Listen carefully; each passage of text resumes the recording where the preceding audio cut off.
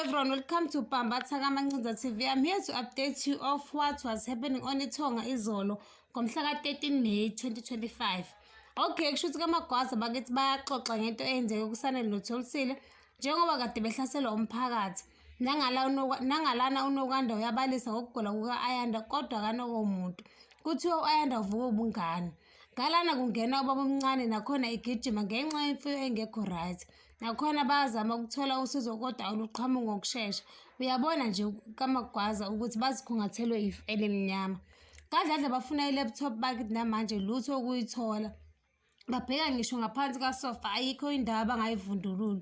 Uyabona nje ukuthi babheka yonke indawo and baze bayasho kodwa lutho ukuyithola.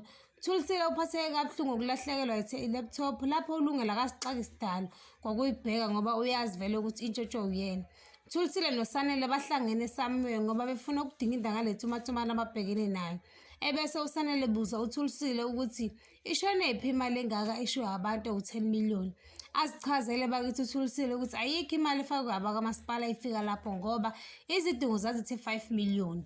Bafaka wona waze washo bandla ukuthi lona owenze lento ingoba ufuna ukushicilela phansi isithunzi sakhe ekubeni esesilwele kangaka emphakathini. Hayi wamduduza bakithi uSanele waze washo ukuthi kumele baqine no matter what baze bahagana bakithi kanti kukhona obathwebulayo.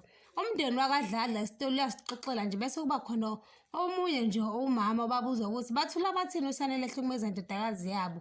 Hawu zamthelekeleza kadalokwana wavele nje lo mama waveza isithombe saTholisile noSanele behagana.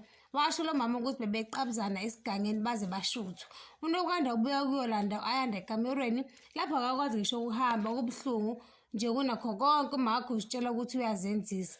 Kwala ngisho esewa wathi akayekela amaqhinga akhe ahambe yogeza. Ngiyayibamba lana ungakhohlwa ucindezela notification bell nokusubscribe noma ushiye umbono wakho. Bye.